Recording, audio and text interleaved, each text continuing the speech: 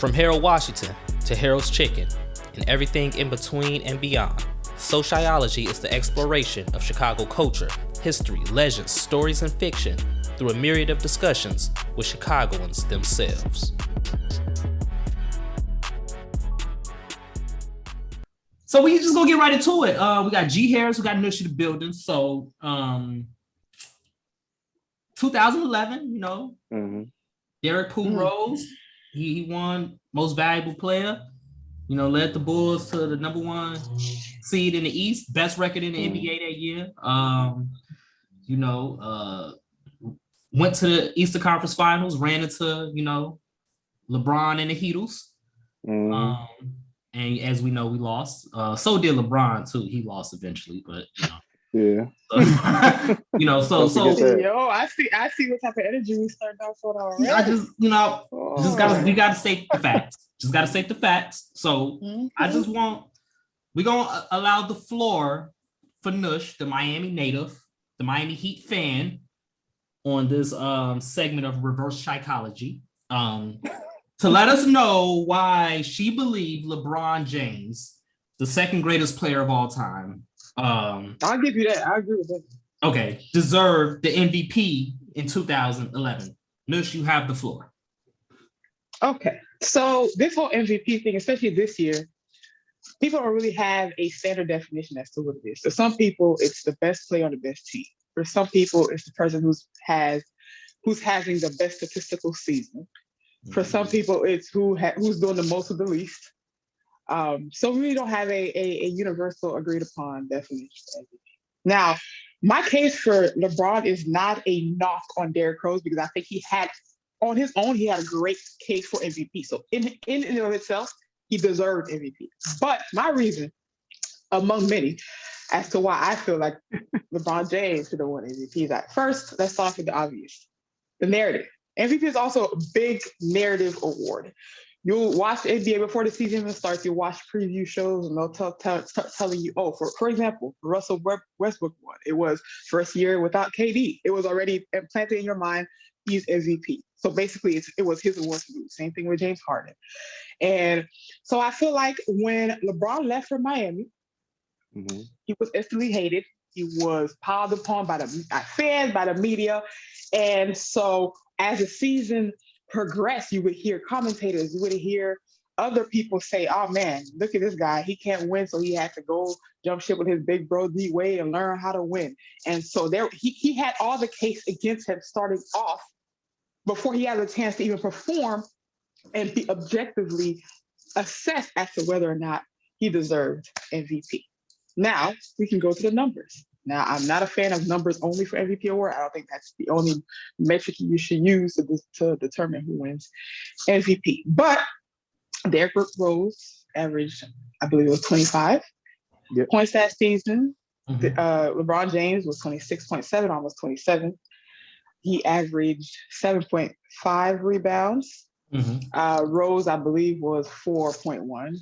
And the most glaring statistic was that Derrick Rose shot 44% about from the field that season, which is the second lowest for any MVP award winner ever. Now, the only other person is AI. AI is one of my favorite players, so I ain't trying to take on knock at AI when AI won it in 2001. That's the only other player who shot lower or around the same for an MVP award winner.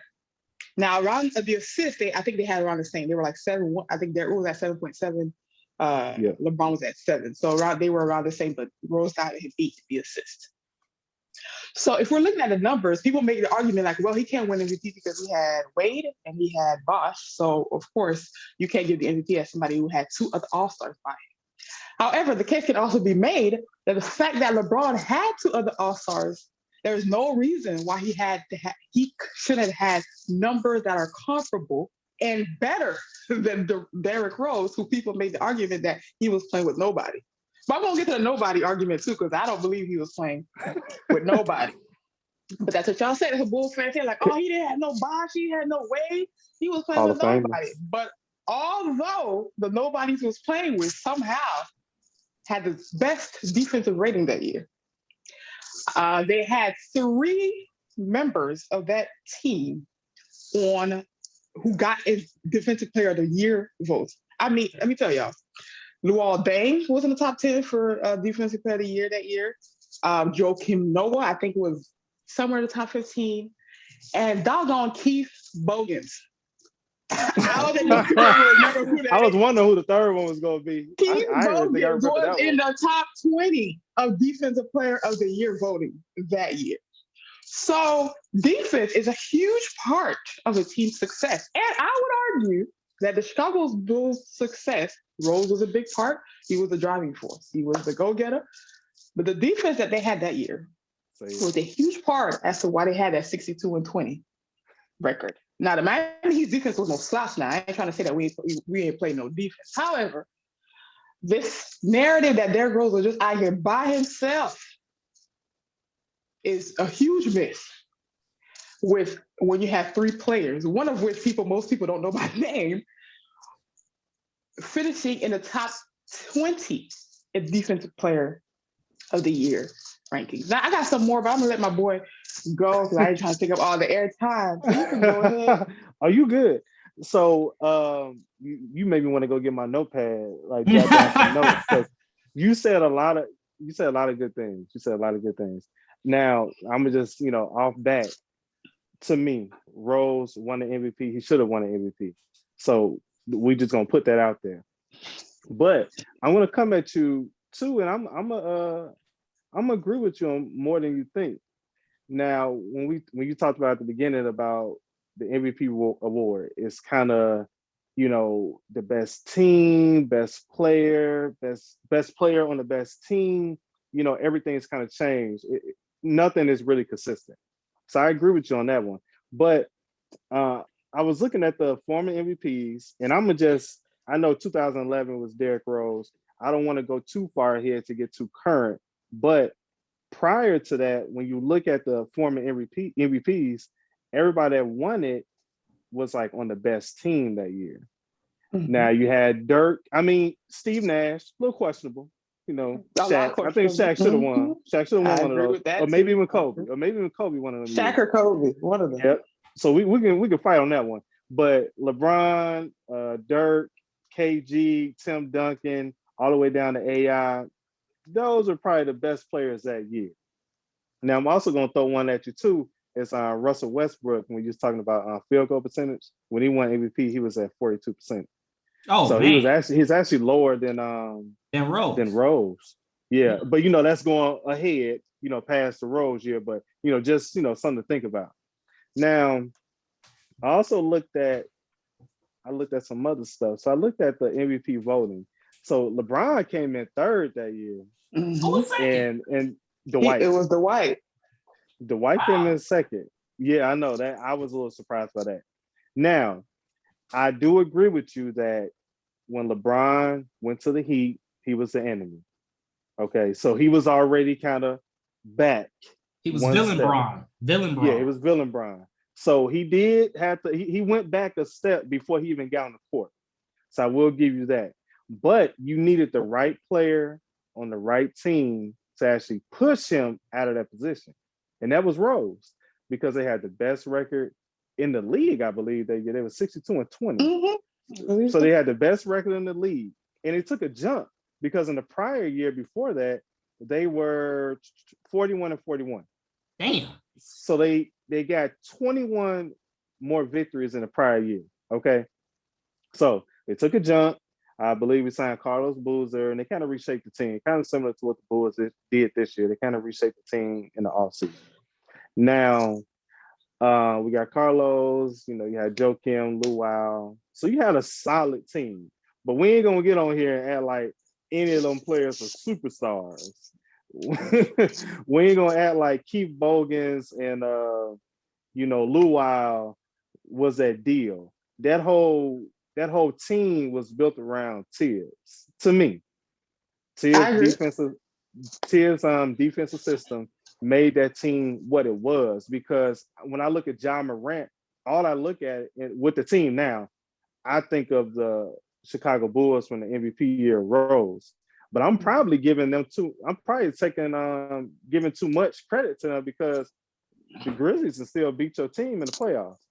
without Rose. If Rose go down, That's true. They wasn't really winning, but they were winning, and that was kind of because of the defensive system. You saw what they did to Golden State last night. Granted, Golden State took a night off. That game was ugly. It was ugly. It was ugly. Yeah. But when I look at Rose, it was Rose's third NBA season. The jump that he took from the first to the second to the third, it was a dramatic jump. And everything revolved around him on that team. They were going to win or lose because of Rose. And he played 81 games that year, I believe. 81 games. So I just feel like when you look at that year, Rose, we went over stats, 25, 4 and 8, you know what I'm saying? So it really wasn't the stats because some people had better stats than him that year. It was the jump. It was a jump in the wins. Because I think back then it was because of the team. I think if your team had the best record, you was going to win the MVP. I don't know what's going on now because to me, Jokic shouldn't have won it this year. I'm just saying, I'm not a huge Philly fan. Me and Twiz, we got a little group chat. We intertwine in and we talk about sports all the time. But I don't know. But Jokic shouldn't have won the MVP to me. To me, it was Embiid, but that's besides the point. But during that time in the NBA, if you had the best record, your team was going to if you had the best record and you had an elite player on the team and he was showing out, you're going to win the MVP. And I think everything was done correctly that year. I don't think it was done wrong. I don't think LeBron got cheated. I mean, it was kind of like, it's like you went from the Cavs and you went to the Heat and you had 2 All-Stars at the time and future Hall of Famers, and you know what I mean? And you had all that, but you had a worse record than the Bulls. You had more. Hey, every dollar counts. you had less. You had more impactful players on the Heat than the Bulls. You know what I mean? Yeah, even defensively, because Dwayne Wade at that time, I think he was still a good defensive player. And Chris Bosh wasn't shabby. People have thrown salt in his name for years. But give me Chris Bosh from the Bulls during that time yesterday. You know what I mean? I'd be just fine. I wanted Chris Bosh over Carlos Boozer. So, whatever. But you have more impactful players on the Heat than the Bulls. And we basically use our team unit and we outshined y'all that year. And in the regular season because we was whooping y'all ass. Man. It's a regular season. Swept the Heat in the regular season. And that matters too. When it came down to them primetime games, when we played y'all, we was giving it to y'all. And I vividly remember that one game in Miami when Rose got on the fast break and he was running down, dribbling with his left, bumped off Dwayne with his right, went up on the right, brought it back to the left. LeBron swung for the block, missed it, and Rose laid it up. LeBron went on the sideline crying, and Rose over there celebrating. And Rose don't even celebrate. So, and that was on ABC. And I remember that game. So we beat y'all in primetime games when everybody's watching. You know how it goes. When everybody watching around the world, we whooped y'all in primetime. We had better record during the season. And we had a big jump from the previous year to the next year. I don't know, man. Like, I feel you because we can vibe on, hey, was LeBron kind of, pushed back just because he went to the Heat? I will give you that. He was. But you had the right man come in and do the right things to kind of just solidify everything. No, I agree. And I feel like that was part of the narrative thing. Derrick Rose kind of came in. He was a young bull. And I also feel like going back, not tying it back to LeBron, I feel like there was a year, I don't remember what year it was, that LeBron, I think he was 21 at the time, really, probably should have won it that year too, but I feel like they were not going to give it to somebody that was that young.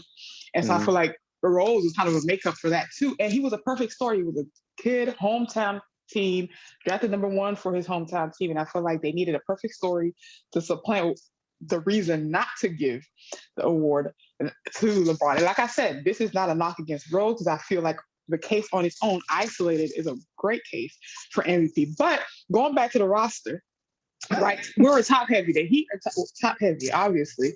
And LeBron, Dwayne Wade, Chris Bosh. But going back to the fact that Tibbs had that team very well structured for what he was trying to do. Let me tell y'all who was the role players, because we think about the role players for the Heat, but after the first year, like they had Ray Allen and Shane Battier, that was after the first year. This year we're talking about, they had Eric Dampier, Carlos Arroyo, Joel Anthony, Mike Miller, who only played 41 games that year and was injured, so he really didn't have an effect. I think he only averaged like 5 points. Jamal McGloire during his end of his, he was essentially ineffective.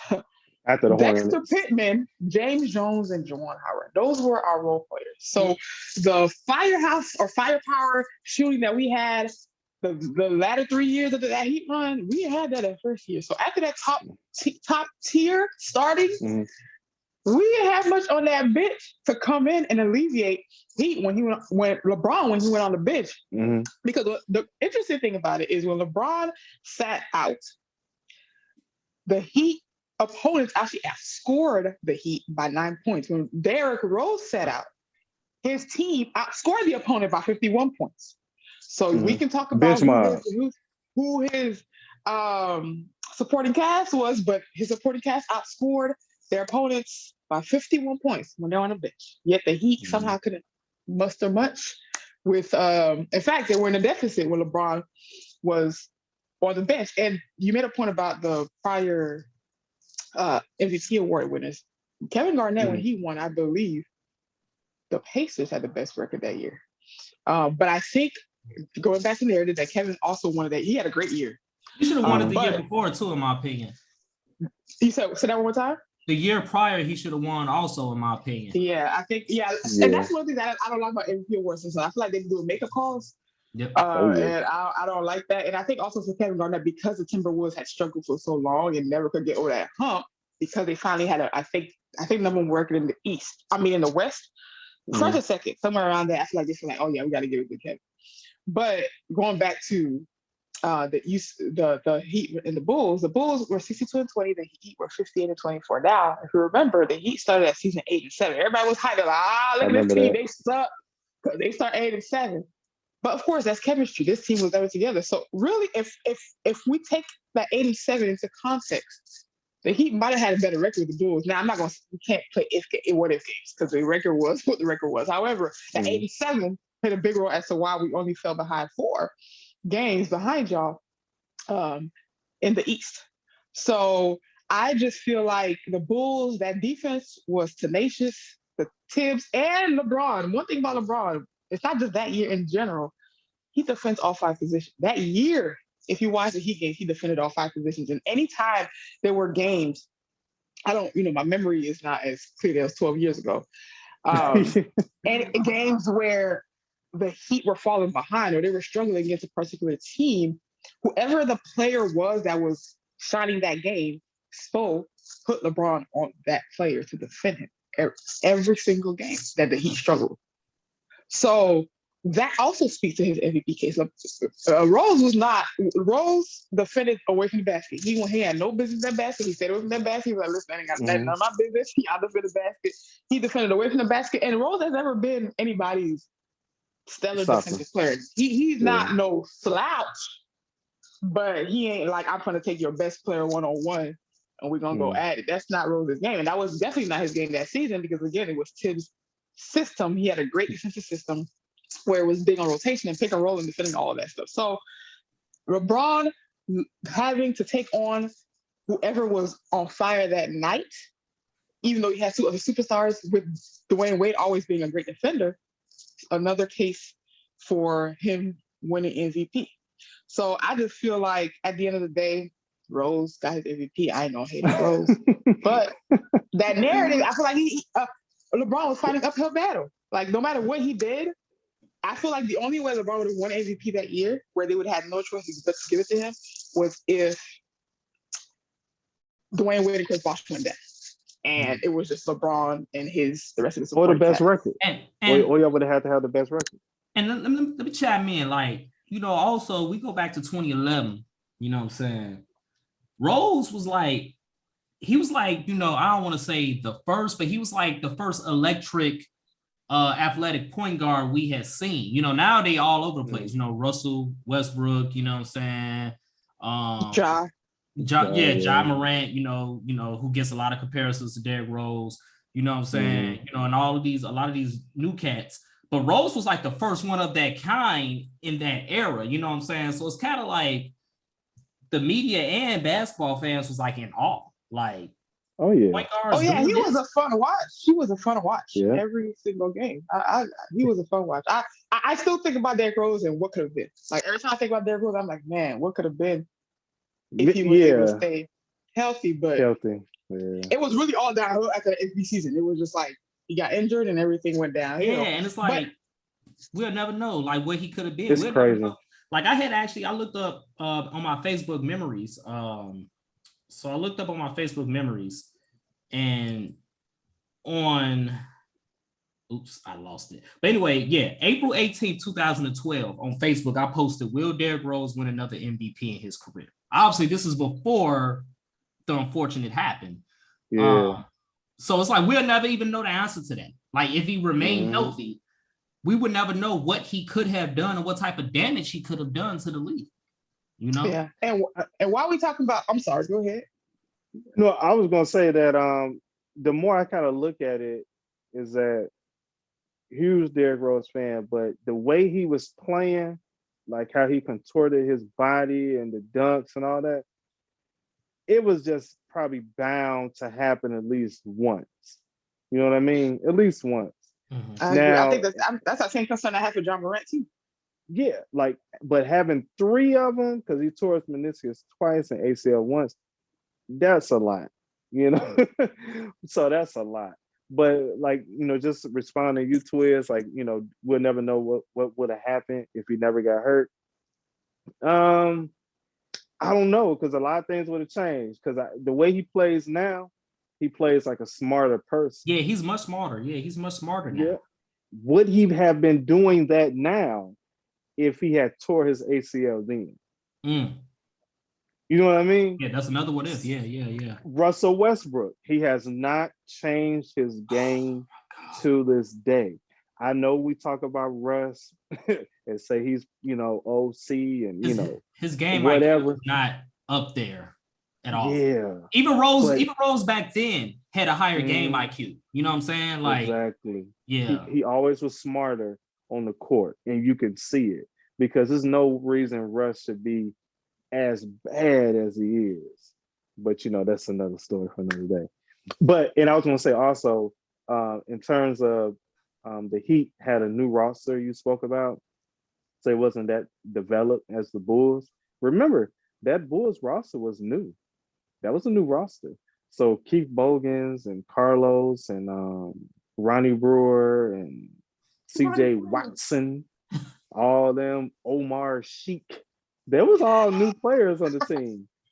So, you know, we just had a better developed everything around Rose and, you know, and Noah because we had more money to play with. Y'all topped out. Oh, yeah, that was it. Yeah, they all got 120, 110, and 110. So after that, it was all minimum deals for y'all. So, you know, that's on y'all. Yeah. And that year, LeBron finished 9th in the Defensive Player of the Year award. This is another notch on his belt. Derrick Rose ain't getting not one vote for this Player of the Year. He never won. Not one. And while we on the subject of roster, 2 years after Derrick Rose won MVP, he missed that season, the season after and the season after that. The 2 years after that, the Bulls won 50 plus games and made it to the second round without Derrick Rose, with pretty much the same roster with minus Robinson. Take her add a few. Of course, they had Jimmy Butler, but that was a young Jimmy. I think Jimmy was probably his second year. And now look where Jimmy at. Yes, sir. Oh wow. Lord Jesus. So that roster was not slouched because they didn't just make it to the playoffs and get back to the first round. They made it to the second round. And of course they lost to the Heat, you know, RIP to y'all again. But that wasn't that roster. Or let me say, Tibbs made that roster work. He definitely did. Better than the roster should have. But at the end of the day, that might be a knock against Derrick Rose because was it him or was it him and the system? Of course it was him. I'm not going to take him. He was an all-star, great player. I get you saying. But a big part of his success was how it was structured. Spo, that was his first year, man. That dude had over here a bomb bumping his shoulders. Brian liked it when he first got here. Spo had to deal with a lot that first year. There was a lot of structure that really probably wasn't there that first year when the Heat were playing. So I'm not gonna lie, when I knew that Rose was gonna get it, I was so mad. I was in college. I think I was 20. I don't think I was 20 yet. I was 19. And I was like, man, I know Derrick Rose gonna get it. I like Derrick, but LeBron should win the MVP. And it's not even me being a LeBron fan, because I'm actually not in LeBron stan. I love LeBron. I'm a LeBron fan, not a stan. I can't stand LeBron fans. Can't stand Kobe fans. Really can't stand Michael Jordan fans either. But I love all. You don't like no stans.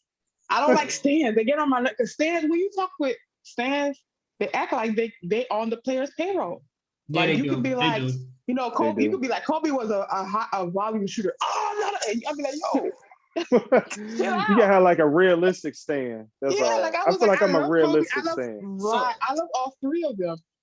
I just feel like, just like Derrick Rose, he for the first part of his career before the injury, he relied so much on his athleticism that I feel like the rest of his game didn't get a chance to develop until he had no choice. Because once his athleticism gave out on him, he had to develop shooting, you know, placement on the court, even get a little better on defense because he couldn't jump like that. So let me ask you this. All right, so let's just say in an alternate universe, Bron stayed in Cleveland, or if he did go to Miami and, you know, it wasn't this outrage, like say if he didn't do the decision and all that, like say, basically, let's just say the media didn't hate him in 2011. And, you know, he still had the same stats, blah, blah, blah. Rose did too. Do you think he still wouldn't have got it because of voter fatigue? Because you mentioned Jordan, right? Yes. We could talk about Jordan should have had like at least 10 MVP. Yeah, we could talk about Jordan. Like Jordan could have won MVP almost every year. You know what I'm saying? There was this one year, I think Karl Malone won twice. But the first time Karl Malone won, I said, what? Yeah. That should have Michael Jordan should have won like 10. Yeah, so like you think that could have been the case with LeBron too? So it's like you think it was probably like voter fatigue? Like they was like, all right, you know, we just tired of giving it to him. Yeah, I think aside from the media hate, I think also voter fatigue, because remember he won it 2 years before that, and then he won the 2 years after that. So that would be 5 in a row. They're not about to do that, and that's why I mean this is not the debate now. This is even something bigger than the debate, where who every voter has a different criteria. So how are we really getting to what the MVP actually is, based on what you think the MVP should be? And so I don't think it should be the best team on the best player on the best team, because then that speaks to that you have the best team around you. So you shouldn't be MVP. But sometimes the best player on the best team is the best team because he's the best player. So it's like what I'm saying, depending on the team structure, it might be, it's not that the team is the greatest, it's just that player is so dominant that they have the best record. But sometimes, like this year, I love Devin Booker, but Chris Paul is a big part as to why they had the best record. So if you were to say best player on the best team, then that argument would go for Devin Booker. But I don't think Devin Booker is the sole reason, is the driving force as to why the Suns had the best record this year. That's true. And so voter fatigue for sure, I know, is a part of it. And I'll say this: if LeBron didn't leave Cleveland, he probably would have won it that year. And I'm gonna tell you why, is because Wade and Bosh was coming to Chicago. Yeah. And Carmelo, wasn't Carmelo considering that too? It was a whole thing with that too. That was later. That was like 2 years later. Yeah, you're right. Because that was after Rose had I think his ACL or meniscus surgery. And they was trying to get him to recruit, and Rose didn't want to recruit. So LeBron probably would have won it that year, because Wade and Bosh were coming. And it probably would have been like reverse. Maybe. Oh, me and Antoine would have been friends no more. If Wade left for Chicago, that would have been it. Because when Wade played for Chicago later on, he was washed. He had to do the hometown round and come back. I was cool with that. But in 2009, 2010, if Wade left, I would have, man, me and Anton have been done. I would have blocked him on my phone. I would have blocked him on Facebook. I would have blocked him on Twitter at the time. Man, it would have been a wrap. And Wade finally came. He finally came when he was over the hill. Like that's what I'm saying. That's why they cared then when he left. I was like, he got to do his little home. He got to get a little taste of the hometown. I understand. Do what you got to do. But that year, if he left, I would have done it. The same vitriol I feel about them losing the finals that year, because I'm still not over there. Every time I see the Mavericks, in December, I went to a Mavericks game. My cousin took me to a Mavericks game, and I walked inside that arena and I saw those pictures in 2011. I was like, "Oh man, they love that championship out here." I'm trying to tell you. You said they love it. They still talk about it to this day. I can't get over it. Like, that's the one thing in terms of my sports memories that I have a hard. Is that one? And I went to the University of Pittsburgh, as you can see, and we went to the Elite Eight my freshman year, and we had this dude named Scotty Reynolds on Villanova who made like a running layup last second and Pitt lost. That was the last thing y'all had Advanced Fields. Yes, and that was our year to win the title. And Scotty Reynolds from Villanova made that running layup at the buzzer, and that was it. That was all she wrote. So those two moments, 2011 with the Heat and that moment, it really ring at me. But so if Wade had left for Chicago, that would have been on that list. He should have been a Bulls anyway. Member of the Bulls anyway, because the year he got drafted, we was gonna pick him, but then y'all grabbed him. When y'all shouldn't have picked him anyway, because y'all already had Caron Butler. Who y'all get? Kirk Hinrich that year? Yes, Captain Kirk. I don't like Kirk in Chicago. I mean, I'm okay with Kirk, but I mean, Kirk, Dwayne. Right, you're right. I thought Kirk Hinrich was a fan favorite in Chicago. Man, I was pissed because I was like, they got Caron Butler. They don't need Dwayne Wade. Y'all picked. I'm like, what the? I'm like, they have Wade playing point sometimes. I'm like, he's not a fucking that first year he was point. He was playing point. Yeah, like, I was so pissed. But, whatever. Let things go. So like a couple years ago, a couple years after this season that we're talking about, obviously the Bulls and the Heat met again. No, it was the Cavs. I'm sorry. So the Bulls and LeBron met again in 2015. And the series when Rose hit the game winner and the Bulls went up 2-1. I feel like if it was ever a time that we could have beat them, I feel like we would have beat the Heat in 2012 had we met, but that's a whole nother story. Revisionist history. Yeah. But 2015, what went wrong that year, Greg? Oh, man. So that was a year that Rose tore his meniscus that year against the second time. And he got the surgery where he came back where they, I think they shaved it down. They didn't try to reattach it because the first time when he tore it in Portland, they reattached it. This time they shaved it down, then he came back earlier. So he came back in like 2 months. So that was Jimmy's team that year in a way, basically. It just wasn't no rhythm that year, and there was a lot of things going on. When we wasn't played that the year that they just had Jimmy and Derrick weren't getting along?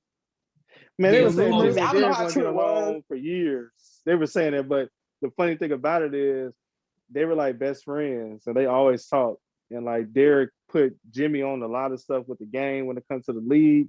He was like, at that time when he was a rookie, he was giving him money, he was hooking him up. Rose looked out for him. So I don't think they never really had the beef. The beef was Joe Kim and Jimmy.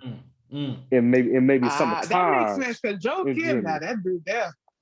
Yeah, it was those ones that really didn't. Yeah, Joe is very outspoken. Like that. Joe's very he's one of those players that you love on your team and hate on the opponent's team. Facts, because as y'all know, I'm an Ohio State fan. That's what it is right there. I grew up a Florida Gators fan, so I love it. The back-to-back championship. And that's what I'm saying. That was my favorite run. That's what I'm saying. Like when Ohio State lost to them, I was so damn mad. I'm like, And then the Bulls drafted him. I'm like, okay, well, we got him. But like you said, she's definitely that player that like you would love to have him on your team, but you would hate to play against him. Kind of like a Rodman and a Draymond. You know what I'm saying? Yeah. You would love to have them as teammates, but you don't want to really play against them. You don't want to play against them. He was a pest, and his defense is weak. And I tell you, had them long, lanky arms. I tell people all the time, Joe ain't say not one lie when he said what he said about Cleveland. I'm just gonna be real. Yeah. He ain't say not one lie. You know what I'm saying? So that's like I be trolling people on social media. I'm like, he told the truth. Like you never heard nobody say they want to go to Cleveland for vacation. You never heard that. People go to Miami. People go to, you ain't never heard nobody say they want to go to Cleveland. Yeah, people love Chicago. They complain about the cold, but they love. I love Chicago, man. Looking for the cold, I'll be Chicago often, man. That cold, yeah, I'm vicious with that stuff. But even the cold ain't that bad. I mean, as a visitor, you know, if you come in and out, you know what I mean. But living there and dealing with that cold, I mean, you get used to it though. It really ain't nothing. Second nature. You ain't gonna like it, but you get used to it. So that year, what was that, 2015? I'm sorry, that was 2015. That was 2015. What? I think I lost 4-2, but what happened? Did Derrick Rose get injured? I can't remember. Did he get injured that series? No, not that series, no. He was healthy. So what happened? So, you know, we hit that game winner, right? And I think we went up 2-1. And we went up 2-1. And then the next game, LeBron hit that shot in the corner over Jimmy Butler, which it shouldn't have happened because I think the other coach called the timeout. Yeah. And they didn't have any timeout, so it should have been a technical foul. But the refs didn't see it. So we didn't get the call. He hit the game winner, went up 2-2. And then the Cavs won the next game. And then in game 6, we just laid down. We were done. We literally, I remember that game. I remember so vividly. We laid down and they whooped our ass in game 6. And that was it, man. It was over. And then Rose got rid of Rose, that offseason? Yep, he got traded. Yep. And then that was it. That was the end of the era. That was the end of the Bulls era. Yeah. Man, y'all were Joe can sound with the Knicks. I said anything I can't get. I'm not over. Y'all not letting us get that consecutive win streak. Oh, that's another thing, man. That made me upset. Was that Lucas? Was that Lucas going off that game or Nate Robinson? Somebody was going off that game. I said, man, y'all could let us get. We were almost there. We were at 28. I said, look at these pesky Bulls, always trying to ruin something because they can't win it. They can't win it all, so they got to do it during the regular season. Super pesky. Silly.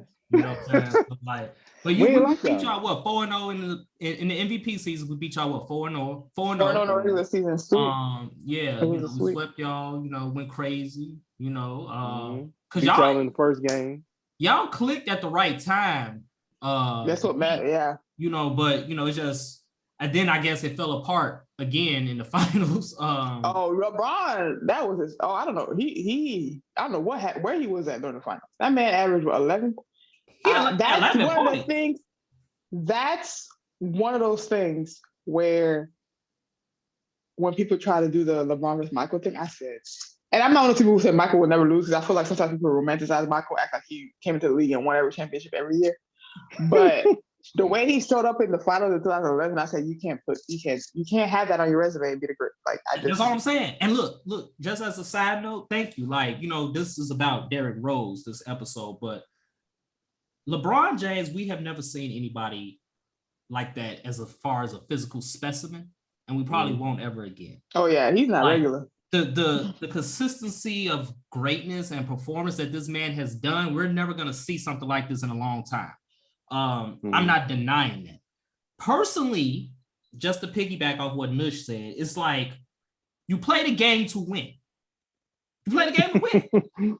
Like, I'm just saying, like, you play the game to win. Like, stats, all that, yeah, that's a huge part of it. Don't get me wrong. And kind of like how y'all opened up the episode about how the MVP debate is real nuanced, because it's like, okay, is it the best record? Is it this? The best, most points, blah, blah, blah. It's the same thing with the GOAT, in my opinion. So you can't really discard one thing. Everything matters. But I think what carries the heaviest weight is winning and how you perform on the highest stage. And to me, you just can't be the GOAT if you're not, number one, over 500 when it matters. And like you said, like with stats like that, like. Yeah.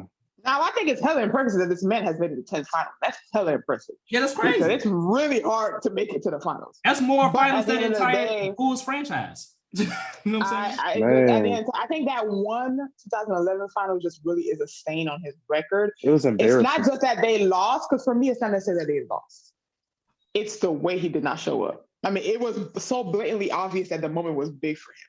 That combining all that was happening, the narrative, everybody hating him, the pressure of everybody expecting them, y'all better win or this is going to be a flop. You could tell it got to him. And so when I don't know if they had won game 2 or game 3. I think when they went up 2-1 and they had that press conference, MD Wade, and they were at the hella cocky. I said, Yeah, this is it.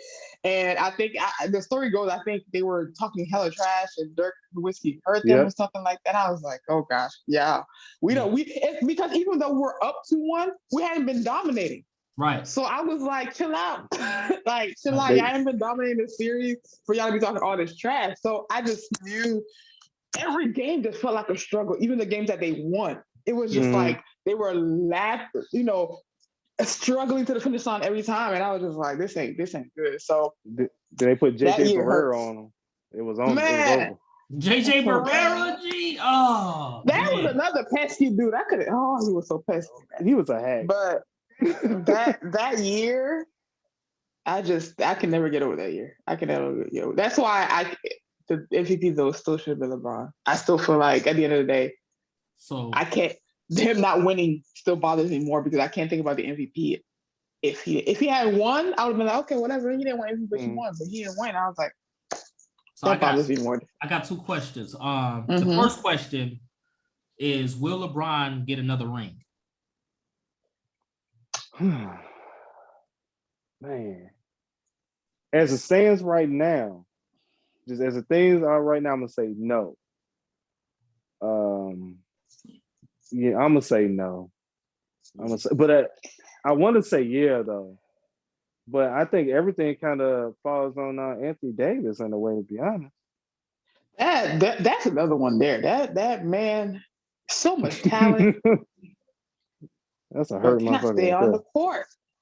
Ooh, that's a hurt motherfucker. Street clothes. That's what Barkley call them. Street clothes. Right. It's hard to tell. Like I think, as Greg said, as presently constructed, I don't think so. But the way the NBA moves now, things change so quickly. It's not like you see one team and you're like, okay, this is how they're gonna be constructed for the foreseeable future. It could be a team that's 21-61, and next year they get all of these trades happen, and all of a sudden they're title favorites. So you never know what. And the Lakers, people are always gonna want to go there. So I don't know what they're gonna do with this roster. But with Russell, LeBron, and Anthony, I'm actually interested to see how they're gonna run it, like what this team would look like, healthy. I just want to see what they would look like. But I don't think they would win a title because there's just too much competition now. We got all these up and comers. Yep. But you know what? Them 3, I think I would love to see them run it back. Personally, just as just an observer watching. Yeah, just as a fan, right. Because I don't know, but I think a lot of it hinges on, of course, Anthony Davis staying healthy, and Russell, change your game, change how you do things, and just get a little jump shot, because you kind of like Giannis right now. You know what I'm saying? You still ain't got a jump shot, but you're older than Giannis. You should have a jump shot. But I don't know. I would love to see it happen, but so much went wrong with them this year. They didn't even make the play-in game. The thing is, Russ hides himself on being a contrarian. So the more people say you should do this, I'm like, nah, I'm Russ. I'll do what I want to do. And so I feel like he is so wired to be who he is, which has gotten him this far. I don't see him changing his game to fit any system or anything like that. I just don't see him doing that. I just see him feeling like, I'm Russ. This is how I became the future Hall of Fame that I am. I'm not about to change because y'all say I should change. I don't know basketball. That's one thing I can't say about athletes. It's the sensitivity for me. I feel like they do something, they fail at something, and you say, "Hey, they failed," and they be like, "Oh, I see the media's hating." I'm like, what are they supposed to say? You lost and y'all failed. Like, how's the media hating on something when it's in our faces that y'all ain't do well? Yeah. So I don't know. I don't know how LeBron. I don't know if LeBron is. Because I feel like LeBron is also at peace with if he doesn't win another title. I don't feel like he's like, oh man, I need to win another title. I don't think he's there anymore. So I don't know. I don't know. Yeah, his focus is playing. His focus is breaking his record and playing with his son. That's his focus. Think about it. He did all this bucket list stuff. When you think about it, he got a ring. Yep, he got a ring. He got a ring for his hometown. Then he went to LA, where Kobe was at, with Magic, all them, and got a ring there too. With an asterisk. But I feel like the way he won the ring in LA, because it happened during COVID, and so the city didn't get to celebrate it. They don't put as much weight on that ring as all the other LA Lakers win. He Because do. it was a bubble and they didn't get to celebrate. It wasn't like there was LA with a parade and nothing because the fans didn't get to really enjoy. There was nobody in the arena. Like imagine him having won that in Staples Center or whatever it's called now, Crypto Arena, whatever they call it. Yeah, it's yeah. Staples. I ain't calling it that. It's Staples. When they say your mama named you Staples, I'm gonna call you Staples. Yeah, for real. That's a good But- point though. They probably don't put that much weight on it.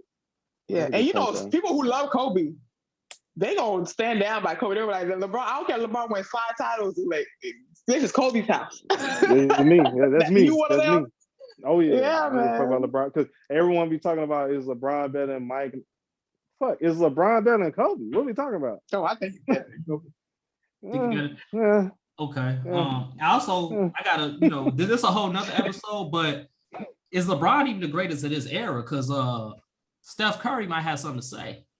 What are we defining as the era? Like what years? Good point. Because I think they're two different eras. I think two different eras too. So I don't think I don't want to know would you even say Kevin Durant and LeBron in the same era because one is like 4 or 5 years older than the other. Yeah. Yeah. You're right. So okay. Just a good point. Just something to think about. So my second big question was we kind of touched on it earlier, but let's just in a alternate universe, if Derrick Rose never got hurt, no ACL tears, none of that, how do y'all see his career right now? Like assuming he had never got hurt, assuming he still was going strong, just throw out some hypotheticals. I'll start with you, Gregory. Chris Paul with more athleticism. Mm-hmm. He'd be Chris Paul with more athleticism because he's still athletic now. Like I watch Derrick like religiously still. Like I got the NBA package, so I watch Knicks games. I'm like a quasi Knicks fan, and when he was with the Pistons, I was like a quasi Pistons fan. So wherever he go, I'm watching. But I think he would be Chris Paul with more athleticism because his pick and roll game is like elite. Do pick and roll play with him. He's either gonna get the bucket or he's gonna make the right pass. His 3-point shooting has come a long way. He ain't Steph Curry, but you don't want to keep leaving him open because he will knock it down. And he still will break down the defense at will whenever he wants to. And I think a lot of times people be surprised that he get up there and will dunk. He just chooses not to dunk. He makes a conscious effort to not dunk. And I'm telling you this because I know. I've seen clips. Like I'm telling you, I ain't saying he back in the day, Dragic and yam on you with 2 hands, but on a good day, if he want to jump up there, which he gonna get with you. But I would say on Chris Paul with more athleticism, I think he would have won possibly another MVP, possibly, and it would have came after the year he won it. It would have came at least within those next 2 years. Then after that, I don't think he would have won an MVP. And I think he would have went down as probably top 5 point guards of all time if he didn't get hurt. If he didn't get hurt. Because the way people talk about Russ and the reverence that he has, I feel like that was Derrick Rose. Yeah. That was DRose with a better IQ, a better floor game, and just as a better teammate. I don't know Russ personally, obviously, but I mean, teammate wise, I think people get along with Derrick better than Russ. And what's weird is Derrick is like the OG. Like I said, I'm real deep into Rose. A lot of these players, they look up to Rose. Yeah. They ain't looking up to Russ like that. They look up to Rose, and that's what they still look up to. So, yeah, that's what I would say. Okay. I actually was going to say a much better version of Russell Westbrook because I think that their games are similar, but there was better team success with Derrick because the climax of Russell Westbrook's success team-wise came with Kevin Durant. Yeah. After that, he made it to the playoffs, but he's never had playoff success without Kevin. He did nothing. Derrick Rose was climbing that mountain because he made it to the second round finals, lost to the Heat, and made it to the second round. So I feel like if he had kept that momentum, hadn't gotten injured, and made his game better, and obviously if he had stayed on that rise, they would have gotten him better players. He would have had. Imagine Jimmy developing because Jimmy is a primary playmaker. Jimmy gets buckets. when he feels like he got to get buckets. But Jimmy loves to play make. So if he had Jimmy with Derrick, and assuming they got him another, great piece or good enough piece, I feel like Derrick would have made noise championship wise and just all time wise. And that's what bothers me. It's him and Grant Hill. Like those two really bother me because Grant Hill was LeBron before LeBron in terms of legit could do everything. Mm-hmm. So with him and Derrick Rose, man, I always think, man, we were deprived of just years of greatness. What year did Russell come into the league? Was he before Derrick came in 2008? When did Russell come? I believe. No. Same draft. Same year. Right? Same Yeah, year. I'm about to say, I feel like it was 2008. Yeah. Because he came the year after Kevin. It was the year after Kevin. Yeah. So he was because they met in the Final Four. They met in the Final Four. Yeah, right? It was Derrick went 1 and Russell Westbrook went 4. Yeah. Speaking of Derrick, I was really hoping that Derrick Rose would fall to Miami because we were 2 that year. But we got I know y'all did. We got Beasley. And I love Beasley, but Beasley he had too much going on off the court. Yeah, so he could never get his mind right to play right because he had the skills. He just mentally he wasn't there. Yeah, man. Still does. It's like, man, if only, and that's why I say it's just like, I don't like watching Rose's highlights because it makes me sad. Because it's right. It's just very limited. And it's just like, we'll never know. Like, with all the comparisons we get to John Moran and all of that, like, we'll just never know, like, what could have been. You know what I'm saying? Mm-hmm. It's just because he was there. He was up next. Derrick Rose. Oh, definitely. And he was box office in a way that was just different. Because he was very unassuming. He wasn't like, I love the spotlight. Because that man had legit social anxiety. You could tell he was like, I don't want all this. Like, I don't like all this attention. So he was so unassuming. He was really cool. And I feel like he would have drawn a lot of fans that probably are not NBA fans because he never got a chance to develop into who he could have been. He still did, though. That's the thing about it. Those still core, and you're probably saying like, even more. But those core fans, and it's like kind of like a urban legend. Oh yeah, we remember. Like we remember what it was. So those fans are still there. And I'll tell y'all this too: the closest Derrick Rose that you've ever seen, as close to that MVP year, was the first year with the Knicks. Yeah. That was the closest you have seen to that Rose, because that was ACL came back, got traded, so he was pissed off. And he came out like he was playing his ass off that year. That was the closest you ever seen to that. That game, I think he was with the Wolves when he scored, what was it, 52? With the Timberwolves. Yeah, with the Timberwolves. Yeah, he scored 50. Yeah, man. The Derrick Rose story is a great. I ain't gonna say great. It's a conflicted story of lows, a lot of highs. Just starting from where he came from, high school, college, to the NBA, then injuries and come down. He get that 50-point game. He crying in the post game because you just know it was like all coming out of him like.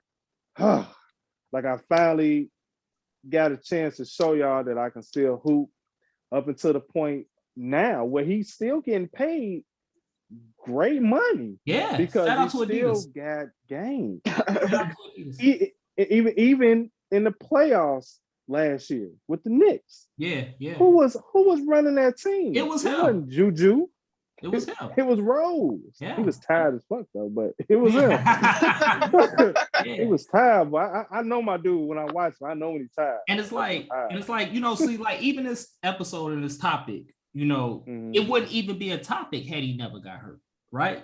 Because this is all we can go off of. You know what I'm saying? Like he's the most, and it's not his fault because you can't control injury. Like Nush said, Grant Hill, you know what I'm saying? Penny, he ain't the only great that whose career was cut short because of injury, but Derrick Rose was the most disrespected MVP because of his injury. Because this is all we can go off of. Like I know Nush ain't just, but you look at the trolls and all of that.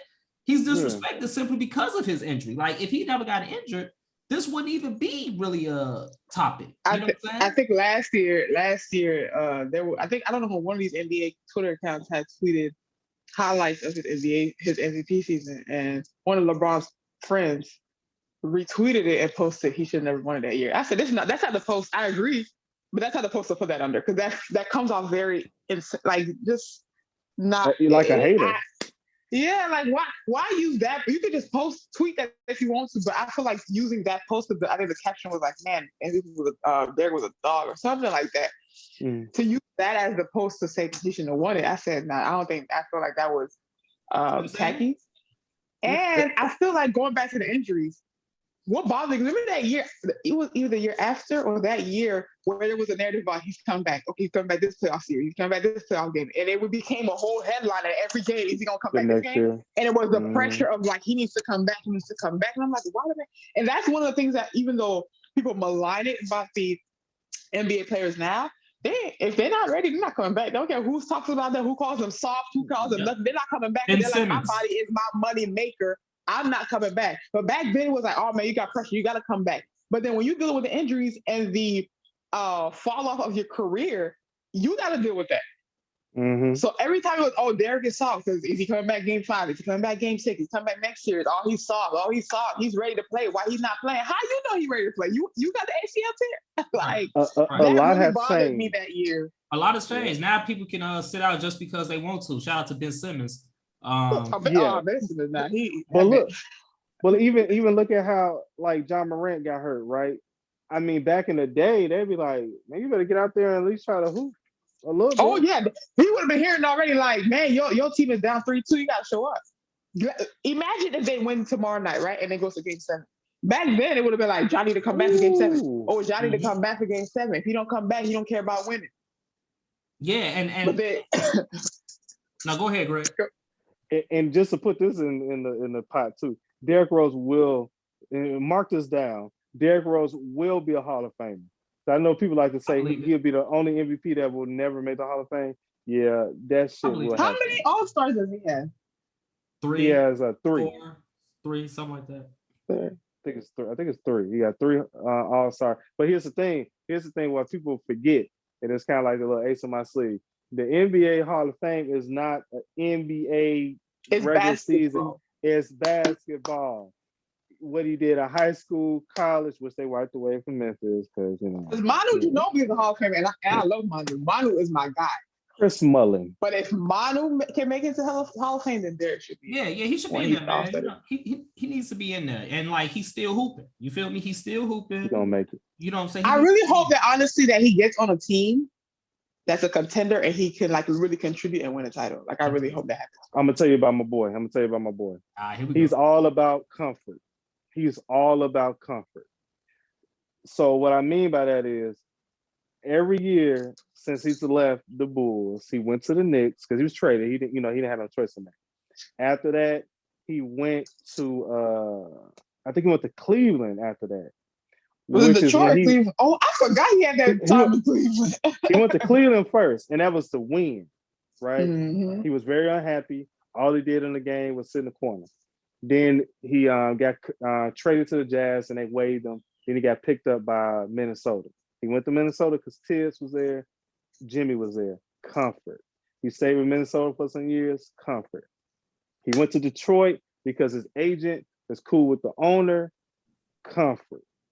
After he left Detroit, he went back to New York. Who's in New York? Tada, Tibbs, Taj Gibson. Comfort. I want Rose to get a ring. I really do. But that man is all about comfort. If he goes somewhere where he's comfortable. Yeah, they have in New York. It's not. It's not.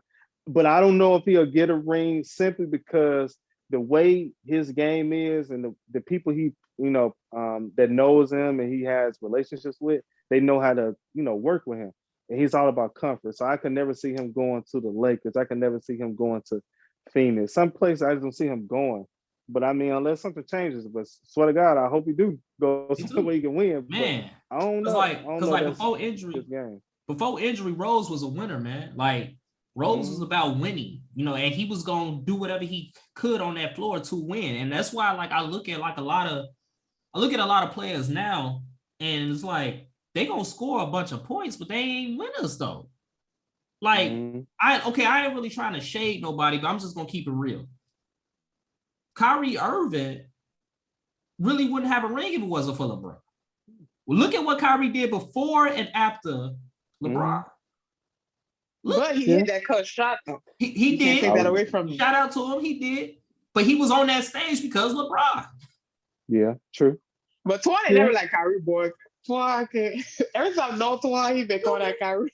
Like, he don't be winning nothing, man. Like, I can't agree on Kyrie. The Kyrie's a baller, man. I love watching Kyrie play. I love watching that man play. Them handles, when he plays, I love watching him play, man. When he plays. He's annoying as heck. Oh, he's annoying. That whole I'm smarter than everybody in the world and I've reached the third stratosphere of life that nobody has reached yet. I can't stand that. But yeah, man. His weirdo is shining. That's what's going on. His weirdo is out there. But yeah, I mean Kyrie for sure. I mean, his game is like you can't deny his game, like you said. But like, man, like, he don't win. He don't be winning nothing. And the way they went out this year against Boston was kind of. It was kind of surprised. I still can't believe it that it actually happened that way. Which I think gonna happen. I mean, I don't want to kind of derail the podcast, Twan, if you allow me. But do you think which I think they're gonna do next year? Brooklyn. Mm-hmm. It depends on Ben Simmons. So I mean, if you're telling me I'm getting the Ben from 2 years ago, then you know. You probably gonna have a pretty good defensive team, possibly. But if you got like this Ben that's kind of like, I don't know, I'm going through some things, warranted or not, and I'm scared to shoot a free throw, I'm scared to do this, to do that, then I don't know. I think it's just gonna be the same thing over and over again for them. And I feel sad. Well, I don't say I feel sad, but Kevin Durant signed that contract extension. He didn't have to sign it, but he signed it. So. I mean, he Kyrie gonna be up for a contract too in a year. And if I'm Brooklyn, why would you sign Kyrie? Other than just to appease Kevin Durant, what's the point? Yeah, I would let Kyrie walk his ass up the door. Go. I'm just saying, not because I don't think he's good. I mean, just because he ain't a winner. That's all. Unreliable. He not a winner. Like I feel like Philly and Brooklyn lost that trade. They both lost. You know what's crazy? Yeah. So I remember when that trade happened back in February, we were texting, we were like, oh man, the rest of the Eastern Conference just lost because of them. Yeah. Mm-hmm. And then look at how it turned out. It's crazy. Yeah. It's crazy. But who foresaw, the thing, the vision was Harden, Irving, and Durant. That was supposed to be the thing. And then that broke up.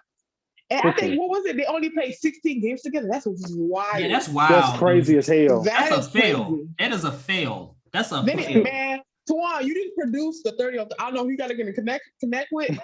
That you need to produce a documentary on that team. Because look, right now as we speak, Miami about to put Philly out their misery. So we are about 17 as we speak. We shout out to your 17 in the fourth quarter. They finna go ahead and put them and out. And I was nervous when Embiid came back. I said, oh, hell, we about to shit, they are 19. Yeah, they gotta go home. That's the thing about the Heat, man. They about that life. Regardless of who you depend against. I got one thing to say. Shout out to Eric Spoelstra, the only coach to survive a LeBron era. And that's part of the Heat culture. Yeah. Because remember, he won that man out of there that first year. He did. He was one. I was like, you don't run this team.